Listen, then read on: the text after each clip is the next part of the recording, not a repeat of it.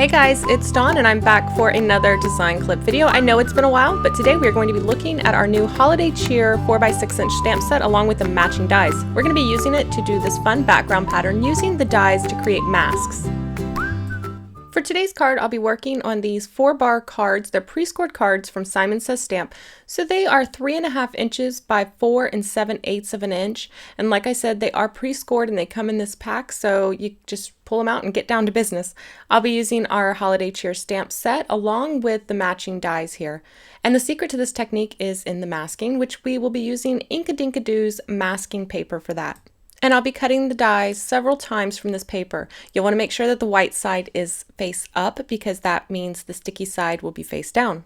And I'm using a big shot to cut these, and I'll run this through several times until I have several of the shapes cut from this masking paper. And any extras that I have or the shapes that I don't use, I will save for later use. And now that I've got all of my shapes cut out, I can go ahead and lay out my pattern. I like to do this with the die shapes before I peel the release paper from the back. That way I can move them around until I'm happy with their arrangement. And then once I've got them all exactly how I want them, I'll just start removing the backing paper and sticking them into place. And then I'll just use the back of my hand to kind of burnish them to make sure all of the edges are nice and secure and none of them are lifting. There are a couple ways to do this technique. Today we're going to be using spray mist, so I will be using our Pure Color spray mist in Lake House.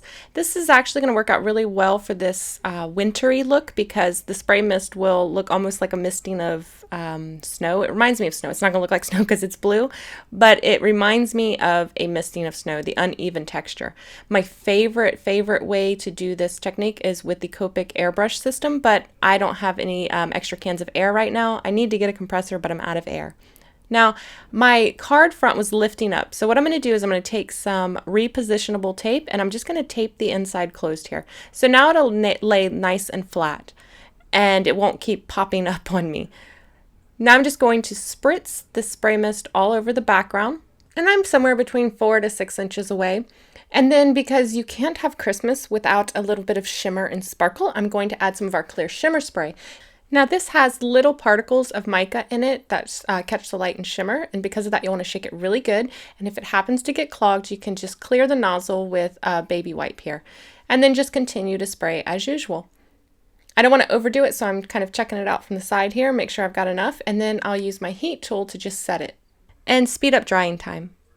I wanted to add an extra layer of that Lake House, but this time I want to have bigger splatters of it, so I'm going to take the nozzles out of the bottle and then I'm just going to tap on the end and allow some bigger drops to settle onto the paper here.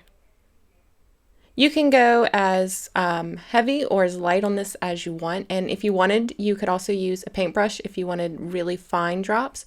I just find it easier to use the nozzle. And again, I'm going to use the heat tool just to speed up drying time here. And then once that's all dry, we can begin to remove our masks, and you'll see that we are left with white spaces that we can then come in and stamp our images into their respective places. I love this technique. This works really well if you want to stamp colored images inside these spaces as well. If you do it with a Copic airbrush, you'll get a solid background, and then you could come in and stamp and color with your Copics or watercolor inside of these, and it'll look like a patterned paper. It's the most fun technique. And then check out the dimension that the shimmer spray adds to the background here. It's multi-dimensional, multifaceted. It looks textured, it feels flat, but look at how shiny and how reflective that this makes the background. I love this shimmer spray. And now we can do our stamping. I mentioned that you could stamp and color in here, but today we're going to be doing some embossing. So I'm going to treat the front of this with an embossing buddy bag, and that's going to remove any static so that the embossing powder only sticks to the areas that we're stamping with the Versamark ink. The Versamark ink is a clear sticky ink, so once we stamp this down and we pour the embossing powder over, the embossing powder will only stick to the embossed or the Versamarked areas. It's not important that you perfectly line this up. In fact, in some areas I'm going to offset it. I don't mind if the embossing goes outside of the areas that I've masked off. And for each area, I'm going to use the corresponding image to the masked off area. I'm going to finish stamping the rest of my gloves and then applying the embossing powder before I heat set this. I realized after I did the hats, I thought in my head, well, if I heat set this with a gun twice, it's probably going to warp on me. So it was smarter for me to use the heat gun as few times as possible. And since all of my areas are masked out, I don't have any trouble remembering where I stamped images. It's pretty obvious here. It's the big white spots. So I just went ahead and stamped out the rest of them, applied my embossing powder, and then used my heat gun to emboss. And then I have this super shiny card. It's very simple design, but all of that shimmer makes me so happy. Yes, that shimmer, this Valley Girl. From now on, you must all say Shimmer. It will always be Shimmer.